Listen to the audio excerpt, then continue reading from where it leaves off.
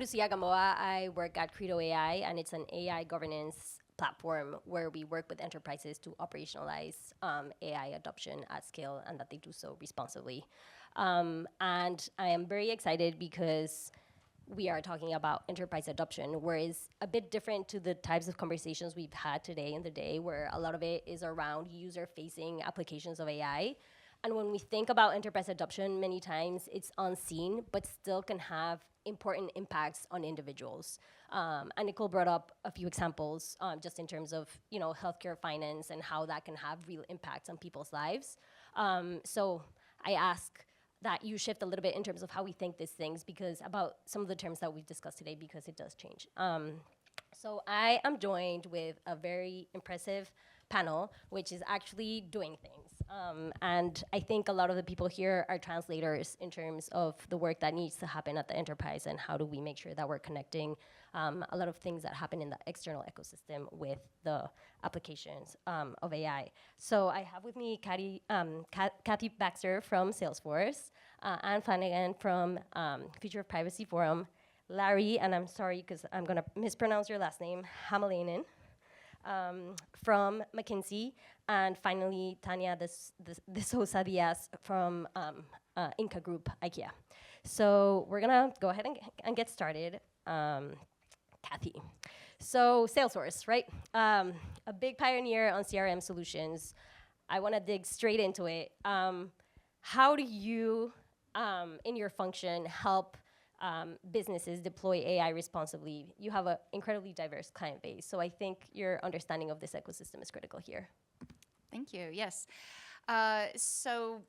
Generative AI exploded onto the scene a couple of years ago, and we published our responsible generative AI guidelines in February of last year. And then everything became agentic. And so we launched Agent Force, our agentic AI this year. And we do have an incredibly diverse set of customers using it, from Heathrow Airport, Saks in retail, Open Table, Wiley, the book publisher.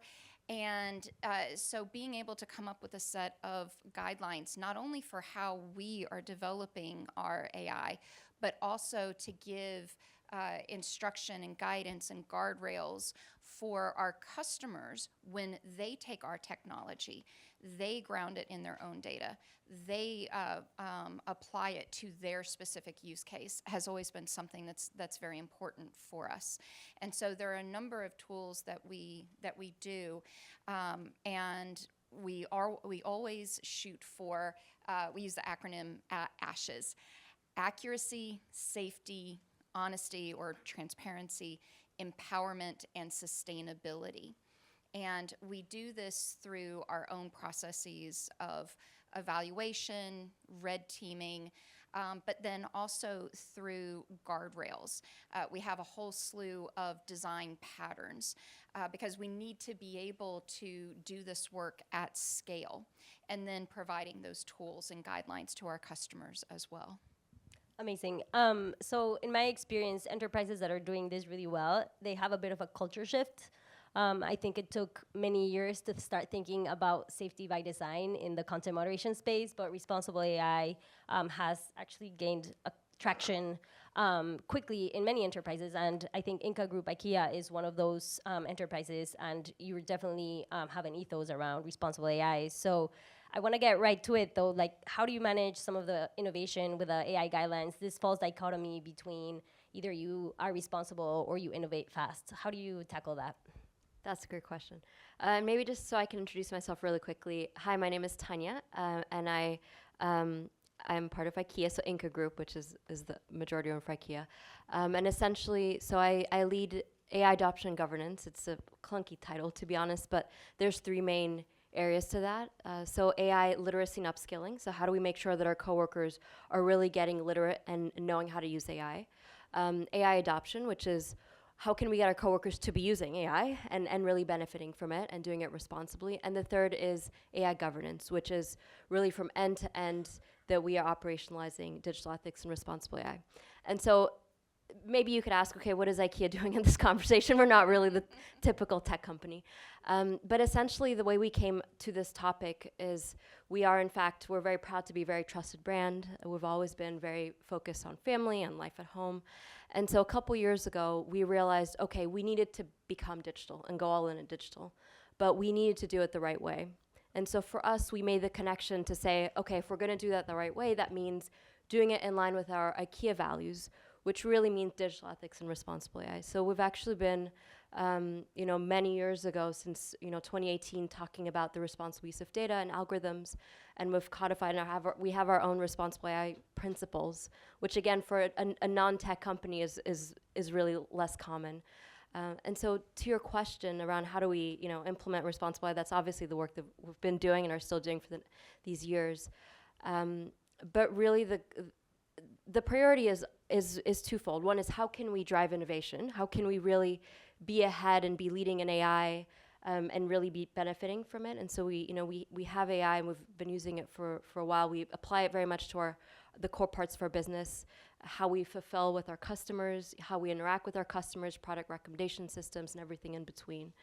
And so we actually are always kind of putting things out there. Like, for example, we were the first retailer to, go on OpenAI and create a GPT, an official IKEA GPT, IKEA AI assistant that points to our products. And it was an opportunity for us to innovate. But we want to do it really responsibly in the way that we can. So we were very upfront, actually, in how we communicated it with people was, we're learning. We're learning as we go. We want to learn how to create and embed the right guardrails, to be transparent, to be accountable, all these things. But we really keep our commitment to responsible AI and our responsible AI principles at the heart of everything we do. We see that as the translation of our values. And so I can speak more to that in the panel, how we do that. But of course, thank you.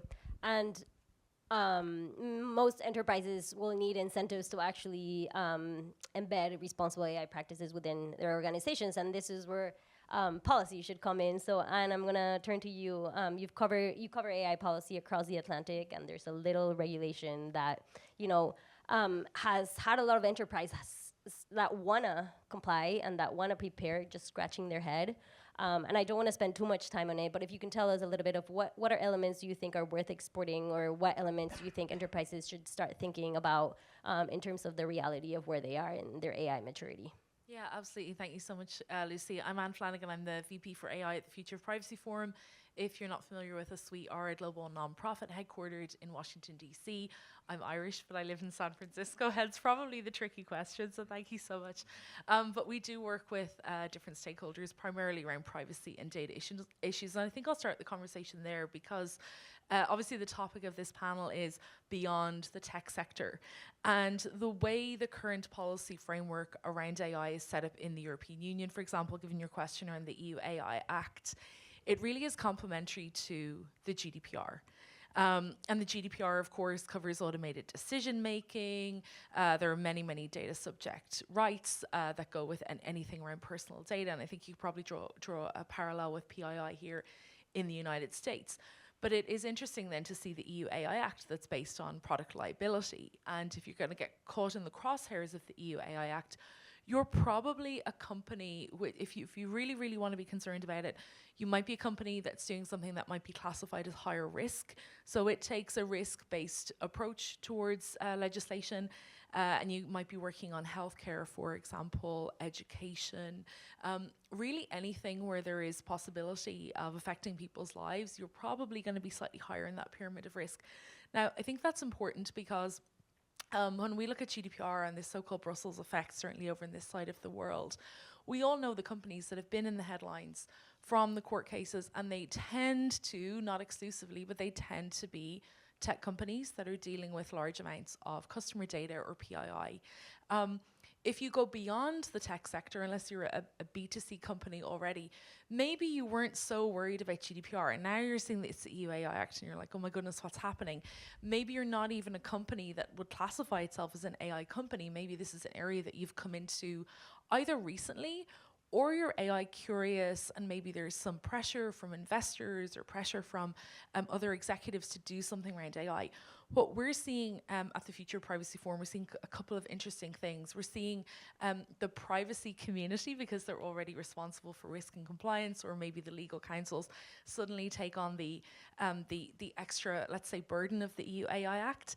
And I think what makes it particularly complicated, of course, is that it's a piece of legislation that's going to come into place in stages over the next couple of years. Now, quick plug, FPF does have a really handy tracker on the EU AI Act, so you can check out the different stages. My amazing colleagues in Brussels put that together for us. But I think TLDR, it goes back to basics around data management, and then really understanding what type of risk are you potentially going to be encountering under the EU AI Act. So I think, yes, privacy, data, and then what is the risk classification?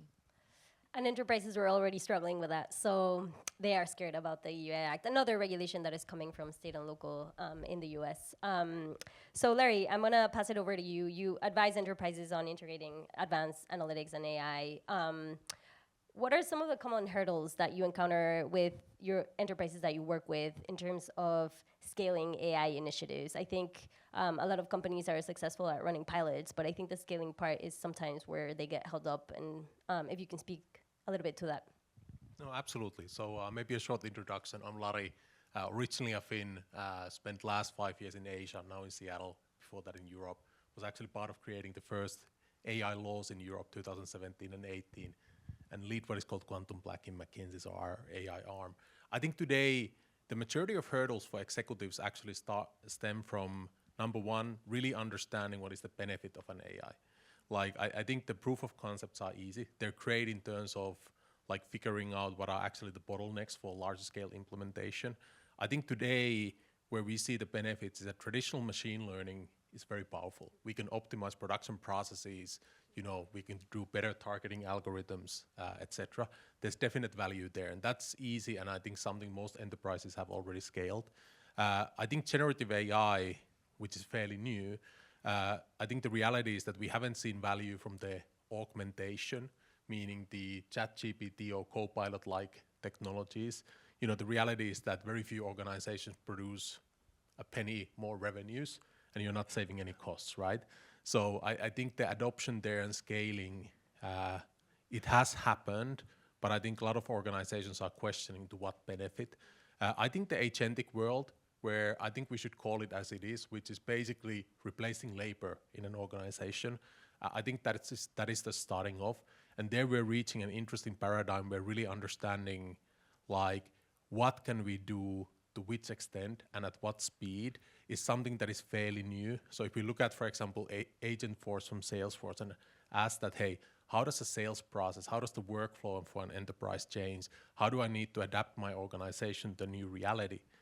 Nobody, including Salesforce, has answers today. We're just at the onset of that, and I think we're figuring out as we go. And that's the major hurdle today. Like, how does an executive, who usually is the decision maker, need to think about what can I do, what are the benefits, and what does it cost me? That's an excellent point, and I think, as previously was mentioned, this gap between policymakers and the reality, of course, there's definitely very advanced generative AI systems, but then also when you think at the enterprise, you have sometimes this association in terms of enterprises having deployed traditional ML for years and not even knowing what their stack looks like, right, and how they interoperate, and many times that's the challenge. But I think there's also very good examples where enterprise is using either if it's traditional ML or generative AI as a mechanism for long-term opportunities. So this is a question open to anyone, but if anyone wants to comment on a specific use case that you think reflects that. Well, I think with agentic AI, so with your traditional chatbots, they're just answering questions. And we are seeing some of our early customers with Agentforce that are able to actually complete some tasks in an automated way. So I'll use Heathrow Airport as an example. During the holiday season, lots of people are reaching out with questions about rebooking tickets and being able to find different locations within the airport. You can imagine with that queue that you're going to, as a passenger, that's probably going to be a long queue, a very frustrating queue to have to sit and wait and get answers on. And so from a customer support standpoint, they were able to answer the questions and found 95% accuracy in what they were able to automate and allow those passengers to do. And it freed up their customer support during, again, holiday seasons, to be able to then address the questions that can't be automated. So what's really important here is that you have a deep understanding of the context and the tasks that need to be done, and understand what are those things that, you know, this can easily be handed off to someone else. This is something that we can automate, and we feel like it would safely be done. And when are the times when you need to keep a human at the helm? And that's where our team comes in, is really understanding the risks. And we have an AI acceptable use policy that lists a number of things that we don't allow customers to use our AI for, because either it just was not designed for that purpose and we can't be sure that it's going to be accurate, or we feel like it is a risk to the individuals that AI might be applied to. And so by having this set of guardrails, we are saying, here are the things that this technology can help and benefit companies, benefit our customers' and here are the things where we say, no, this is just not an appropriate use, at least of our technology as we have developed it, or it is good for these things, but you need to keep a human at the helm and have a human that is overseeing and approving whatever the AI is suggesting or doing. Can I add? And Go ahead. I was going to turn the conversation a bit different, so I don't know if you want to respond to Kathy. I was going to first. say one thing that on that, like many of you know Max Techmark probably, or Techmark from MIT, and he had a lovely quote, which is to say it's much easier to make an AGI than to raise and align one. Easy to make babies, very hard to actually raise a good human being. Yes, so true. So I think what we see today, sorry to bring it back to topic, I think what enterprises are doing, to your point, is that we're seeing much more like purpose-built, generative or transformative models coming into play. Good example, life science, we're at the onset of building like multimodal models, figuring out which molecules to use, how do they attach, actually, etc. Great example of how it will be used for a lot of good. Second, I think in an enterprise setting, we're moving away almost from large language models. We're moving to much more purpose-built models that are easily explainable and much easier to train to a specific context, which brings us predictability and reliability. And they're also more sustainable. So when you've got narrow, smaller AI, it's just better overall for the environment in terms of the carbon required to train it and run it, water for the data centers, and then also it's cheaper from a cost to serve standpoint. So all the way around, that seems to be the trend that companies are moving towards. No, that's okay. I was going to take it in a different direction because, you asked like what's the most valuable use case that you're seeing, and there's obviously a ton of applications. I think I wanted to give an example of a very simple one actually that we're seeing, and really in the context of PAI, the conversation we're having today, which is our pricing model. So traditionally retailers or companies that prioritize retailing, the pricing model is focused on profit. So how can we optimize the model to make it as profitable as possible, to make the most money as possible from a customer? At IKEA, what we've done is, okay, we're a retailer. We obviously value profit, and that's never going to go away. But what we believe at our core is that as many people as possible across the world should be able to afford our services and afford our furniture. It's something that's part of our DNA. And so what we said was, can we put that into the algorithm? So what we went through all the furniture items that we thought, these are really basic for customers, that no matter, what the income spectrum you have, that we believe you should be able to afford that as much as possible.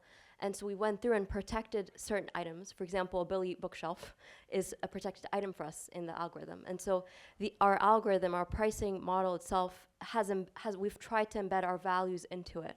So as customers get product recommendations, they're getting product recommendations that reflect as much as we can the reality that we're trying to Can I spin off on this? course. Can we go on a tangent? Yes, I love this. You know, I think one topic where McKinsey is not necessarily at the forefront either, but I think what is important to recognize that corporations operate based on different values in different parts of the world. IKEA, I'm a Nordic person, right? IKEA is a very Swedish company, and I think that there's a certain socialism, I think certain thing about the unity of the community in that thought you went through, which to me is beautiful because that's how I'm grown up. I lived in Japan for 5 years. In Japan, if you meet a CEO and you ask them what is important for you, they will explain about the societal mission of the company and what the company stands for the society and its employees, right? You ask that for an American CEO, you'll get a different answer. I think what we'll see as a result of AI, where I think this community can do a lot of good, is that I feel that corporations around the world will need a much stronger social contract both towards the employees and the society, especially at a time where AI will do a lot of good, but as we all know, when we talk about automation, etc., it will have a lot of side effects as well, and I think government, public sector alone cannot carry that. Individuals cannot carry that. So I love your example. Sorry, it inspired this thought. Yeah, no, I think you're absolutely right that there's different cultural norms, there's different values. I think though, you know, when we're thinking now about other companies, right, that may not have like the more Scandinavian approach that we have, I think customers, you know, let's focus on the users, citizens, like we're looking for examples of companies that we can trust. And so at IKEA it has worked very well to say, you know what, responsible AI is not just, it's a nice thing to have, it's part of our values, it's how we do business. And we believe that good business is good business, you know, and that's how we link it. And I think more and more the reputation of a company is associated to the AI that it deploys. That's why the headlines that we see on the news, it's always the company's name and then the thing that goes wrong, you know? And so I think there's something there that we're able to build more of a narrative around responsible by being really good for business, regardless of the culture. Or maybe it's naive, but that's... Well, I think it's reality. So at FPF, we just did a major survey of over 60 different companies to try to understand how are they actually taking account of and assessing risk around AI when they're either building it themselves or deploying it. Maybe they're buying it off somebody else. So it really, really depends. Many different companies, different industries, et cetera. You get the idea. And we took a look at the triggers, like what are the factors that actually take a company from, you know, everything is fine and dandy to we actually need to assemble a governance committee, we need to assign somebody who has responsibility for making sure that we are, let's say, utilizing AI in a responsible manner. What does that look like? And the really, really obvious one is regulation. And we found exactly what we expected, that if you're highly regulated, so for example, if you are in Colorado, to go back to your question about the EU AI Act, because they take a similar risk-based approach, you're probably getting you're getting your house in order. If you're captured under the EU AI Act, you're getting your house in order. If you are a company that is doing business with the US government, because of the recent guidance that came out of the OMB around procurement, you are really getting your house in order. But we also discovered something interesting, which is probably intuitive, but interesting nonetheless, which is that if you are using generative AI, you are also highly incentivized from the pure perspective of business risk, because we have started to see disgorgement, which is where a court can turn around and say, your model is built on trash, for want of a better way of putting it, based on financial law of ill-gotten gains. So it can become an existential threat to a company if they are using generative AI, and it'll be really curious to see how that space evolves with agentic AI. But from a pure risk management perspective, we are starting to see a lot more, let's say, heads down and just a lot more structure, more C-suite backing as well, which of course is really, really important because we know a lot of this really centers around change management. That report's coming out on December 11th. I'll be happy to share it with PAI, but it was very interesting coming from an organization where we focus on policy and we're very, very close to regulation to see those different incentives play out in a way that, like I said, makes logical sense, but it really is happening. They're doing my job very easy, making it very easy. So I think what I'm getting here is a common thread where there's a bit of a risk aversion when there's lack of clear guidelines. And I think all of us, sometimes we want to get past the principles. And I think the group sitting here has effectively done that. Like, how do we actually enable responsible AI and governance programs? And how do we implement those within our organization? So, Kati, to you, what do you think has been successful at Salesforce in terms of the actual operationalization so that you can enable your product teams to actually go and build and not have to, have a use case sitting for 6 months while it waits review from someone in the legal organization? Yes, so I started working on AI ethics at Salesforce in 2016, and I found that it was actually pretty easy to have conversations with teams because our core values, the first is trust first and foremost. Second is customer success. We have innovation, equality, and sustainability. All of these things tie directly into the responsible AI principles. So I didn't even really have to start using new language. I could have conversations about how building AI responsibly was just an extension of our existing values. And so then it was a matter of coming up with this set of not just principles, which took a full year to develop and then get buy-in across the company, but also an actual charter of this is what it looks like in practice. And then just continuing to update and refine. So when generative AI came around, then we took a look at those principles to say, how well does this help educate or help inform our teams building generative AI to do so responsibly? And we found that we needed to have more specific guidelines for the unique risks that were posed. And then did the exercise again this year with agentic AI. So we always have this constant reset.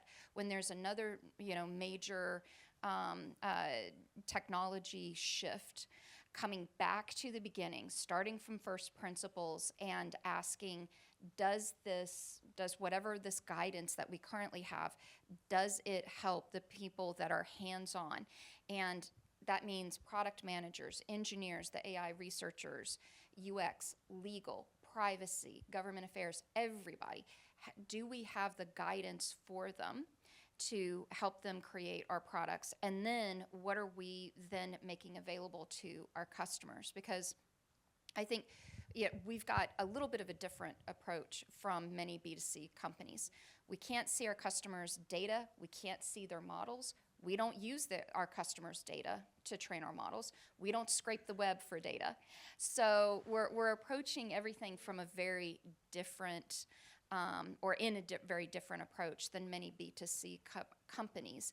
And that means always coming back and centering on the customers, centering on the humans, and what are we doing to create good, and what are the risks, and how do we put the guardrails in place to try and limit harm to the greatest extent that we can.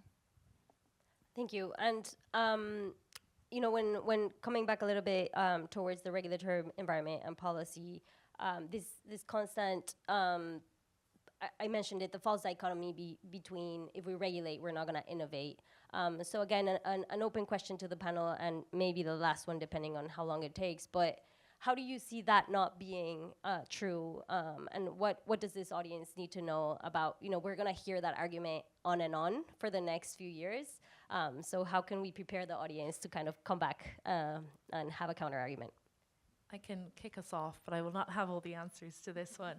I think it's worth knowing, and I think some of the companies are in the room. The most sophisticated AI developers are deploying responsible methodology right throughout the GTM life cycle, from literally the go, no-go decision day zero. There is probably a privacy engineer in there. There's probably somebody that's working with product management to ensure that things are happening in a responsible way. And what are the ingredients of that? And I'm going to shift gear then to just everybody.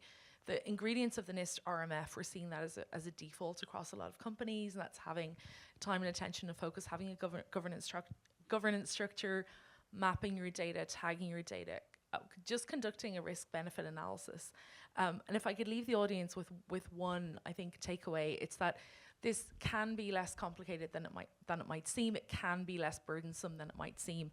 Almost every company already has some sort of risk management process in place. If you're handling any kind of proprietary information or PII, you probably already have a process and some sort of intake form that goes to folks where they fill in exactly how they're handling data and mapping data. We are seeing companies really, really streamline those processes so that it takes the burden off folks, so that you can have that true cross-functional input like Kathy was talking about.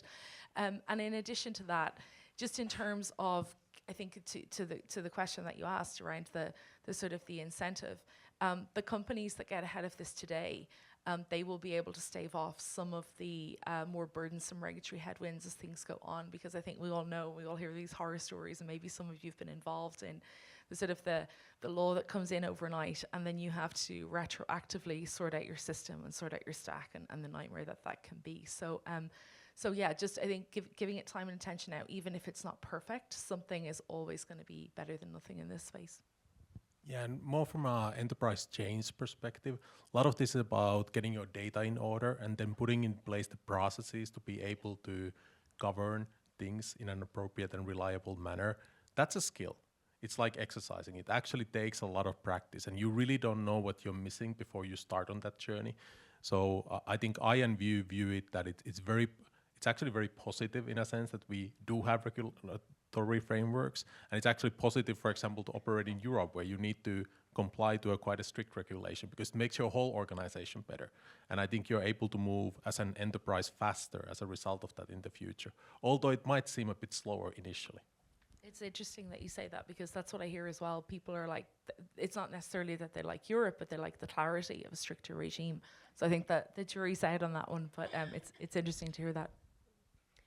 In addition, because I'm not going to repeat, I would say also what's difficult is the regulatory landscape is changing and evolving as we speak. You know, like there's no real clarity on what the AI Act means in practice. And so what we have said at IKEA is we will go beyond legal compliance, like in every aspect when it comes to responsible AI, because it's not about the law.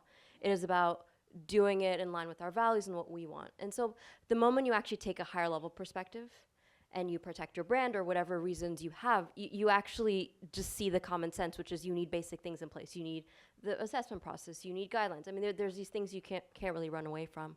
But I think like one of the biggest investments we're making is on actually building out the culture and the change management. So essentially we want our product teams to feel, regardless of any assessment process, regardless of legal compliance, that actually they'd know how to embed responsibly if they wanted to. And the moment you kind of focus there to say, what is the training and the upskilling and the excitement that you need to create amongst the company so that everyone feels that they're part of the conversation and they all have a role to play, you all of a sudden start, or at least the bet we're making is we're future-proofing ourselves and are getting ready for whatever technologies will be coming or whatever changes will be coming, and that's the approach we're taking. So essentially really responsible by design, not by assessment or legal compliance. Yeah, we, like IKEA, we see regulation as the baseline. It's the starting point, and it's about going above and beyond that. Enterprise companies have expected when they are buying products from another company that it's safe, that it's accurate, that it's fair. This isn't a nice to have, that if it's a free product, well, you get what you get and you don't have a fit. I think many of us parents have probably said that to our kids. But in an enterprise setting, no, they demand that the technology, including AI, is safe and responsible. And I just want to wrap up with paraphrasing a quote from Commerce Secretary Raimondo at the International AI Safety Institute Summit last week. She said that building AI that is safe is going to inspire trust. When people trust the technology, they're more likely to adopt it. When they're more likely to adopt it, you get increased innovation. So it's in everyone's best interest to approach technology with that mindset. I'm so glad we're ending on a very positive note, and I'm hoping that those 23 seconds are not inclusive of Q&A. Perfect. So why don't we go ahead and open up the floor. When you ask a question, please introduce yourself, your name, and your organization. We have answered everyone's questions. No one has any questions. They know exactly what they need to do. All right. Step 1, run. Step 2, turn on the mic. So be patient with me. Thank you. Thank you, everyone, for your sharing your expertise this evening. Sean Peters, AI for All. I asked a question earlier today that I didn't realize was a hardish question to ask. So I dream of a world where responsible and responsible AI is kind of understood. I don't say a responsible bridge. I kind of expect the bridge to keep me safe and kind of do what it's supposed to do. With the work that we're doing at AI for All, we're training students, college students, for their first, roles in AI. We have a focus on responsible AI. And one of the things that we wonder about, are we sending students into the world with this responsible AI mentality and skills, but there aren't necessarily organizations, enterprises that are valuing responsible AI. So in the work that you've been doing, have you been seeing, what's the trend you've been seeing in the adoption of responsible AI practices across industries, not just within the tech sector? Is there a trend up? Is kind of the same? Are folks only going to adopt it because they are forced to? I'd love to just hear your thoughts. I can take a stab, but then I'm sure there's one. First of all, very important work that you're doing and super inspiring, I would say, because regardless of what industry your students will go into, I think building a generation of citizens that has this mindset, that has this power to feel like I can advocate for what responsible AI should look like, I think is so important. I would say, yeah, like we definitely need more people involved in responsible AI and ethical AI and tackling it from totally different perspectives and disciplines. Like there's no question about that. So I would say yes, definitely increasing. What I see is like it's hard to find people that can understand and grapple and be okay with actually there's no real one answer. You have to understand it from different perspectives. You have to be able to simplify everything to be able to translate across different languages, because in businesses, like everyone comes at it from their own team's perspective. So it's actually very difficult to be a bridge. But I would say regardless of, whether your students work in AI or not, I think like having those skills is so valuable. And I think like thinking, to your earlier question of like, what does the future look like? What are the jobs of the future? We don't really know yet. And I think we see, IKEA sees agentic AI actually, and the beginning adoption of agentic AI as an opportunity to learn from our own employees how they interact with AI, what would be beneficial for them, like what is the kind of relationship they want with AI. So we see AI literacy as a really important piece of that. But I think all these use cases, these new roles will be coming from all of us in businesses. I think we'll have at least a first sighted to that. And so I'm not answering your question from earlier because I won't even tackle it. But I will say that the people that are able to hold these questions and are able to be okay with the uncertainty will be able to thrive in it. I agree. I've met a couple of high school students who have come through your program. There's one a few years back. We were both giving talks at UN AI for Good conference in Switzerland, and I was blown away that she was a high school student. And there's another student, we hosted a workshop for AI for All, and again, high school student, she gave a presentation, absolutely amazing. And then a few years later, this last summer, she's at Stanford, and she did an internship on our team. And so this kind of pipeline is critical, and we don't have enough people with these skill sets. And as we go into agentic AI, it's not enough to have a team of 5, 10, 30 people that have an ethical spidey sense and know how to do human rights risks analysis and impacts and model evaluations. everybody needs to understand what it means to do their job responsibly, because even if your customers don't demand it, eventually regulation is going to. And with agentic AI, it's just too complex to wait until after the whole thing is built and now let's do a bunch of evaluations and hope that, you know, we can just slap some Band-Aids on it. So I really feel like this is going to become something that everybody's going to have to develop these skills regardless of what their role is. I'm just going to add 2 quick anecdotes, because massive +1 on that. I think if those of us that have been working in responsible governance or policy for quite a while, we probably didn't start out in this career. It's a multidisciplinary field. I'm an economist. We have an intern right now who's a mathematician. I work with a ton of lawyers, but I have worked with people from different fields, sports coaches, you name it. Because I think the reality about technology is we all use it, it affects all of us and will affect all of us in different ways. So having those multidisciplinary conversations is really, really important. Congratulations to PAI for this forum and getting all of these stakeholders in the room today. Really, really, really important part of the work as well. And this is the first thing. And then the second thing is that if we go back to 2018 when GDPR came in, which was really the first big international piece of tech legislation that people had to really take very seriously in the United States, across the board, regardless of what industry, where if you had customers in Europe and you were handling their information, you had to worry about GDPR. Companies at that point in time is so seen as this huge pain, and maybe they got their outside counsel to handle it, or they had to set up a team. Those days are over. This is intrinsically built, and I mentioned earlier the GTM process, but companies that are worried about risk long term, it's becoming more and more embedded, and we're starting to see, I think you mentioned training earlier on, even the EU AI Act has a requirement now that companies will train their staff, because that literacy around the topic is something that I think we're going to see explode in the next few years. So I think the idea that it's this niche thing that only a certain cohort of people are either equipped or skilled or can possibly do, I think that is largely a myth, and this is an area that anyone can get into from their own angle and build expertise over time.